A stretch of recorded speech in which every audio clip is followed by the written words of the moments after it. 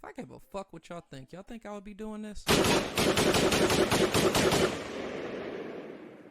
Welcome to the FMFU podcast, the podcast that's from me, for us. Vulgar but true, real and never fake. I'm your host, Reese, and I've got a lot of shit on my mind today, so let's get into it. Happy Friday, people, and welcome to an all-new exciting episode of the From Me For Us podcast. So I would say basketball season is officially upon us because, of course, with the Super Bowl being a thing of the past, football is over and baseball isn't kicking off yet, so that means we're officially in basketball-only mode. The All-Star game happened a few weeks ago, and I never really touched base on that because I was actually out of town visiting my mom in Virginia. But that's where I watched it, and I mean, just to make a long story less long, it fucking sucked. It was more of other things going on outside of the actual game itself, and for me, I'll just say that they just need to keep that shit East versus West forever. I know that they changed the East versus West format because the West was so powerful that, one point in time, it was just no fair to the East. So they changed it to where it was like a pickup game of basketball that you got to draft your team. Brown won like 3 years in a row.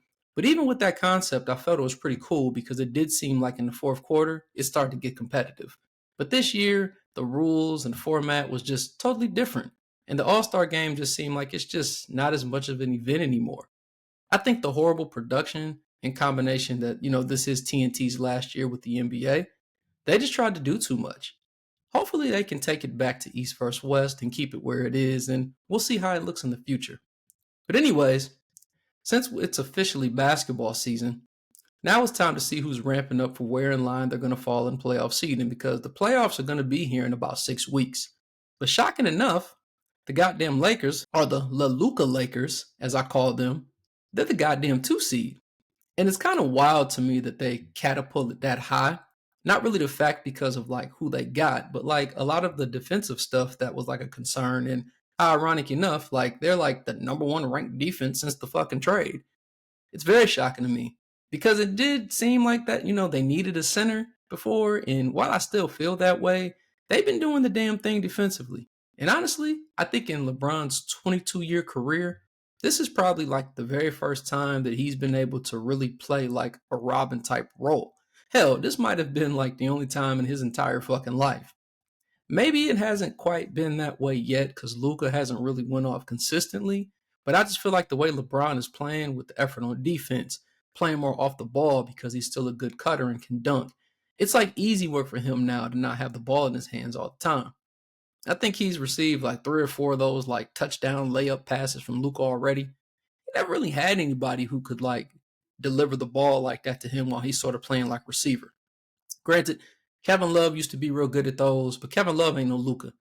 D-Wade actually used to be pretty good at throwing them long passes too, but I mean, this was Bron in his prime, so you get what you get. But at this point, I think even just looking at it from this perspective, like he's just never had these ways to like get these easy buckets. So I'm very interested in to see how things are going to shake out. Like, I'm always rooting for Bron. But that's the Western Conference there. In the Eastern Conference, though, my boys on Lake Erie, aka the Cleveland Cavaliers, are doing their damn thing. 22-point fucking comeback the other day against the fucking leprechaun ass niggas. And as much as like back in the day, like the Lakers versus Celtics was like a rivalry, I'm not gonna lie to you. I feel like Boston and Cleveland has been somewhat of a rivalry within itself since like 2008. From the first LeBron tenure going against Paul Pierce and them boys, to him coming back and going against all the teams that he used to shit on in the second Cavs stint. And then now with Donovan Mitchell and Darius Garland, it seems like it's kind of like the new wave Eastern Conference rivalry, and I'm all for it. I respect the shit out of Tatum and Brown. I like them as players. I've always said I've got no problem with the team, the Celtics. I just can't stand the fucking fans. It's like how Stephen A. don't like the Cowboy fans. I can't stand them fucking Celtics fans. Like, they can go the fuck on. And, honestly, it might be like 3 or 4 of y'all that I can really deal with and have like logical basketball conversation with in like a humanizing way. But the rest of y'all can fuck off. I respect the Celtics, the team, so much, though. And even though I say fuck off to the fans, I'm so unbiased that I still say that even though the Cavs are the number 1 seed in the East, it still seems like Boston is that team to beat because they've been so battle-tested even though their guys are so young.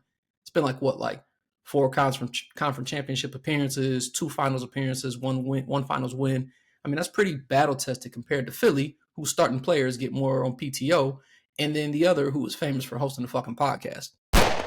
So we'll see how it plays out, man. But that 22-point comeback after Tatum told us to get the fuck out of there was comedy. I saw a meme and it was like, every time Tatum tries to do some legendary shit or like talk shit, it just seems like it always backfires on him. But I don't know. I do think it's just ironic how that happens. Maybe that's part of the reason why people are scared to be the face of the league, because they don't want that type of scrutiny. That's probably part of the reason why, based on if we go back to what 23 on the Lakers was talking about, he was trying to tell y'all. It's the FMFU podcast, bitch. I don't think there's going to be a face of the league anytime soon, and it seems like Bron might agree with me for his own reasonings. So he had a post-game interview a week or so ago, like normal, and when he was asked a question about the quote-unquote face of the league, he basically said, and I'm going to paraphrase here, he said that nobody really wants that mantle as face of the league because the way y'all reporters are and what y'all tend to do is shit on the player who's the face of the league. Oh, man. All the reporting motherfuckers were in a frenzy. Like, the funny thing is like, as soon as like ESPN or Dave McMenamin, whoever it was, tweeted his comments, Stephen A retweeted it stating, "We talking about this on First Take tomorrow," which pretty much proves LeBron's point. It seemed like all the ex-sports star analysts kind of did agree with what he was saying. They're like, we do tend to do that shit. And that's all we've been talking about, even in the aftermath of something amazing that happened the day prior, where Steph had dropped 46 on Orlando on like 12 threes or something. It's like, honestly, if you think about it, why ain't y'all niggas talking about that shit? Why isn't that leading the show? I get it, ratings and everything, but it's funny because like I've been a big believer that LeBron has been carrying the TV ratings and all that shit on his back for so fucking long that when he does decide to hang it up, all those NBA shows are just going to go down the fucking toilet. Nobody's going to care. I think in part that's one of the reasons on why the NBA ratings are down now, to be quite honest. As much as we like and respect Tatum and them, the Celtics honestly could win 4 rings in a row, and I still feel like it won't be as exciting as that era was when Bron and them was winning. Like, think about it. It wasn't just Bron winning, but it was like the Spurs was in the mix. Golden State came out. Kawhi even snuck one in that year with Toronto. The 2010 years was exciting as fuck. I just don't think nothing's going to compete with that. And not just saying that because, it was Bron's peak. I think that it just happened to coincide with who was all playing. And I feel like these new age players, they just all sort of blend in. What I mean is that nobody's a KD. Nobody's a Steph. I mean, these are all-time greats, right? And we just were so fortunate to see them battle each other in that decade. And even with Steph turning 37, KD is 37, and then Bron being 40, I mean, it's like they're still carrying the mantle of the league. Like, they shouldn't be carrying the league anymore. Like, somebody else needs to grab and take the fucking mantle. Some people were also saying, Luka. I think it's hard for some people to comprehend Luka, though, because he is foreign. And I think the media was, kind of pushing that, to be honest. But I think when that Dallas trade happened, that kind of changed things, right? Because everybody's like, oh my God, what's going to happen? It's going to play. What's going to, how's it going to go? On a side note about that trade, I got to say this. A couple episodes ago, I said we're going to see how this looks in the future. I was thinking maybe years down the line. Man, it's been a couple weeks. And that trade has got to go down as not only one of the biggest trades in NBA history, but one of the worst trades in NBA history. Not only is like everyone hurt on the Dallas side, but like Dallas just lost Kyrie as well to a torn ACL. Like, that shit is crazy. AD and his team are talking about maybe just shutting him down for the season since Kyrie is going to be out for this season and probably part of next season. And also Dallas had announced that for Mavericks games, they're going to be raising the ticket prices by 8%. Shout out to my boy Tamar, but it's looking real rough for y'all niggas. And I hope that GM Nico Harrison is walking around strapped because it's Dallas, but it is still in fact Texas. But anyways, face of the league talk. I feel like people sometimes say Jason Tatum as well with the face of the league. But again, Tatum just isn't a standout player to me. Like, even if he was hypothetically dropping 40 a night, because of what Shea is doing and how he's killing shit, it just all seems to sort of blend. Like, and Shea's probably going to win MVP this year. And granted, Tatum's got the finals experience. He actually has the championship, not the finals MVP, but the championship. But all of them, they just kind of all stand-in players. Nobody's really sticking out. And I think in part of this is because, to sound like an old nigga, it's because of the three-point shooting. I think it's taken away the nature of the high-flying dunkers as no one really dunks anymore. And this is why the dunk contest is trash now. So I think, the whole face of the league conversation is really valid. And I don't know why people are in such a hoopla about it, because it's relevant in how the game is being looked at now for somebody like myself. Like I told y'all, man, I'm back being a football guy. And when Super Bowl ended and it was so disappointing because the game wasn't as lit, unless you were a Philly fan, shout out to my Philly people, it's like, damn, I got to wait all the way to September for the NFL to come back. I don't think that it's a coincidence. And I think it's just because the three OGs, as we're going to call them, they're just really not in contention as much. I mean, I guess you could say, the Lakers and the Warriors are at the moment, Bron and Steph are, but when the big three or the three OGs ain't really in contention, the league is kind of just meh. Like Ant-Man, he's another one. People were trying to push that because of the baby Jordan comparisons and stuff, and that's fine, plus he's a black American athlete, but Ant don't want that shit, man. Ant just want to be out here hitting bitches raw and asking them to get abortions so he don't got to deal with being a daddy, even though he got a girlfriend and kid at home. Yo, that nigga's wildin'. But anyway, I don't think that nigga wants to roll. I think he just want to hoop and fuck. And also, I don't think he want nobody in his business. Ja, potentially at one point in time, but he barely plays and he likes to tote guns. Who's really going to be your fucking guy? Man, the NBA has turned into a YN league. Like, these niggas is out here doing a lot of YN shit and don't really give a fuck about the responsibility because they just want to get to the paper and party and fuck bitches. So it's a lot of pack into that. And, this isn't to be a LeBron apologist, but I do think there is some merit in that conversation of who is the face of the league and why nobody is able to take that mantle. I don't necessarily blame them, though, because, again, thinking about the past and how the game is covered, you can't win for losing. But guess we'll see what happens, man. At the end of the day, like I said, no baseball yet, even though I'm not the biggest baseball fan. I really don't tune into baseball until we get to playoff time. But for those of you who do like baseball, we're not really there yet. Football's over. So unless you fuck with hockey, nigga, basketball is your prime thing to take in for sports, pause. So I'm really intrigued just to see, who lands where and really just how all this plays out. I feel like it's anybody's sort of opportunity. I don't really look at it and I'm like, oh yeah, they looking like the for sure juggernaut. Again, I would give Boston, I'd say the best chance just based on experience and the continuity because they've been together for so long. And also just have a big appreciation and respect for Drew Holiday and Derek White. I think they're so underrated on that team, and most people don't appreciate that because they only look at the two stars. But the Drew Holiday effect is real, man. Ain't no coincidence when he was in New Orleans with Rondo, AD, and Boogie. They was thrashing shit in the playoffs until Boogie Cousins got hurt. It was working. Then he go to goddamn Milwaukee. Giannis get him one. Drew go to Boston. They finally get over the hump. Ain't no coincidence. I do like the parody, but there's just no face of the league right now, man. And if we do have one, it's still the year 22 guy from Akron. And we can't deny that. And nobody else wants to take that mantle. I don't think anybody's ever going to come out of nowhere like, yeah, I'm the face of the league now. And although nobody really ever comes out and just says that, I just don't see it naturally happening either. So guess we'll see what the future holds. I talked about like the NBA being full of like YNs and like nobody wanting to take the responsibility of the mantle. And I'm a firm believer in that. But honestly, I think even outside of the NBA, there is something wrong with these little niggas, man. Anytime I watch the news briefly, I'm like, what the fuck? Like, how?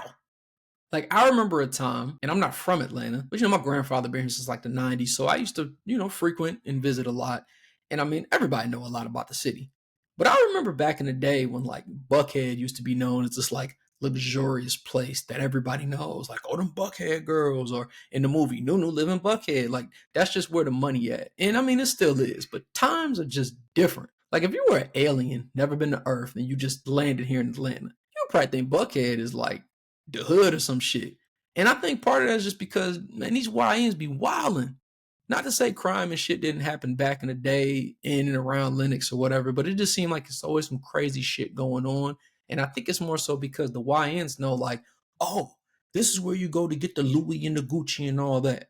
That's what the rappers is talking about now. They're not talking about Rockaware, Fat Farm, or Fubu or any of that shit no more. So now these YNs is going to try to rob you because they know what that bag costs. Lil Baby said it cost 10 racks for that Chanel. Nigga, run that shit. Like, it's crazy. So the other day, I got my goddamn weapon carry license out here. I've had a license to carry before. I've had one in Pennsylvania. I've had one in Massachusetts. And just never got my one here. And part of the reason was because, honestly, it don't really matter to a point because this is a open carry, whatever the fuck, red ass state. So you really don't need shit. But I just figured, I'd at least have the shit in case somebody ever come in the crib and I gotta pop a nigga. I think it looks better on my end that I still took the responsibility to go get fingerprinted and get my license, even though the license is truly only for the reciprocity for the other states that recognize it. So yeah, if you didn't know that, you can get a weapons carry license in Georgia, but it don't mean shit for Georgia. And it's only if you go to other states that recognize the Georgia license so you can legally carry in a state. It's kind of wild, ain't it? But anyways, my mindset is, the more paperwork you have and the more responsibility you show, if some shit like that go down, then the better off you'll be. I could be fucking wrong, but it's just how I feel. I'm trying to look like a responsible firearm owner and not just a nigga with a gun out here in my house. But these YNs is crazy, man. They done fucked up the game, fucked up the NBA, fucking up the shopping at Lennox. They just fucking up everything. Sometimes people have to understand that intentions matter, as well as perception. If someone I care about tells me some good news, I'm going to be very excited for them. But in the back of my mind, I could have a concern about it because I do in fact care about that person. At the end of the day, if everything's going to work out, I'm not going to express that concern to that person because I don't want to come off as giving them bad energy. I think sometimes people don't know how to compartmentalize the two things and realize that a lot of people give off that bad energy. Sometimes it's because of hate, sometimes it's just out of concern. At the same time, like take myself personally, I'm not a big fan of like negative Nancy's. I like to be very positive in how I think about things, but at the same time, I'm not going to be blind about something. I always try to think of everything that could happen and make the proper precautions and decisions appropriately because proper preparation prevents piss poor performance, right? So when I do hear things, I ask questions, make sure I'm understanding it correctly, and then I want to make sure I pick my response appropriately. Because if you're telling me everything I need to hear and I'm getting all the variables and it adds up and I don't see anything wrong, cool, no concerns there from my end, super fucking happy for you. On the other hand, you might tell me something, and if there's like a variable to that equation missing, I might go into my mind and put that piece in place and think about, well, what the fuck is the risk that you're not telling me? But I'm not necessarily going to mention that to you because you might already have a handle on it. And it might not be my fucking business to project negative things onto you when you already got it taken care of. I also don't want that perception, which we just said is important, to come off as if I'm being negative towards whatever you got going on or hating on whatever you got going on. One piece of advice I would say is, we can have an I don't give a fuck mentality. I say what I say, I do what I want, etc. But I think intentions always matter. And I think who you're around and their intentions and how the energy is matters as well. I heard this on Cam and Mace's pod, and when they were talking about Tank Davis. And, Tank and Roach just fought past weekend, and Tank didn't perform that well. He's kind of bullshitting. It ended up coming to a majority draw. Some people even thought Roach won. And, Cam, he got his issues with Jim and maybe Joel's, but Jim and Joel's walked Tank out for the fight. So Cam was saying, when you associate with certain energy, sometimes that negative energy and the results speak for itself. Kind of thought that was some crazy shit. People were being funny and was saying, that shit happened with the Chiefs. Trump picked them to win. A couple players was shaking his hand and they got that ass whooped. So sometimes life gives your ass lemons, but clearly when them bitches are coming and you ain't ready, they'll knock you upside your fucking head if you ain't moving right. So understand the energy and all that stuff matters and try to keep that energy pure. Live life with intention, make decisions with intention, and overall just try to be a good person and not an asshole, you loser. Today I want to introduce a new segment called What's on My Phone Today, where basically I'm going to highlight one of the craziest things I saw without getting too much in depth about it, but I can't help but to share with you all. So I'm actually using my phone as my camera right now, so hopefully it looks pretty good. I look okay. But I actually copied it and put it on my notepad here. So let me actually read this. So I was scrolling through Instagram the other day, and I follow WorldStar. Everybody used to be on WorldStar crazy, but I still follow the page because, I'm a bird sometimes, right? So I saw one of the stories. It was about this NYPD police officer from the Bronx. So the article read, well, I won't even say the article, I'll say the post. It says, Detective Melissa Mercado, a 7-year NYPD veteran currently assigned to the Bronx Special Victim Unit, faces scrutiny after allegedly appearing in rapper Esquire's Doing That music video wearing a G-string. The video, which premiered as a WorldStar hip-hop exclusive and shot by @The Big Picture, has sparked controversy, raising questions about Mercado's or Mercado, I'm bad with pronunciation, I'm not, whatever, off-duty activities and potential department policy violations. Rosado has been with the NYPD since 2018, and her future with the force may now be in jeopardy as internal investigations unfold. At official Esquire. I'm assuming they added the artist whose video she was in. Now let me tell y'all this. First, I'm gonna say this: as a police officer, she was kind of thick as fuck. I ain't gonna lie, and she's from the Bronx, so she was a little Spanish mommy or something. But the thing that I think is crazy is how do we feel about people and what they do outside of work? I think it's a fine line where you should be able to do what you want to do outside of work as long as you're doing your job. But I think there's always that perception of the public that you have to make sure you maintain and protect the shield from, even if it is your American right to go in a music video and have your ass out in a G-string. Now, granted, maybe this isn't illegal in the country or the state to do this, but they did say it sounded like she might have, broken policy. So I just thought that was kind of wild. Like, yo, these cops be wilding. Like this shit, she's shaking ass in the video in a G-string. That story from a while ago with the little white girl in Alabama who was getting ran through by like 7 officers or some crazy shit. And I think there was maybe this was the same girl. This was another girl who ran away with the inmate. Like, yo, these motherfuckers be wilding. So I leave you with that story here to say, like, do you want your cops being able to shake their ass in G-strings, or do you want them to just be so uptight and focused that they'll probably just shoot you because they ain't allowed to shake their fat Spanish ass in G-string? What's your thoughts on that? Fuck with y'all. Thanks for listening to the FMFU podcast. Follow me on Facebook at FMFU Experience. I'm also on Twitter, Instagram, TikTok, and YouTube at FMFU_experience. Also check me out on Twitch for some Warzone action at Reese 007. Remember, people, life is a series of choices. Just make sure you make the right one. Peace.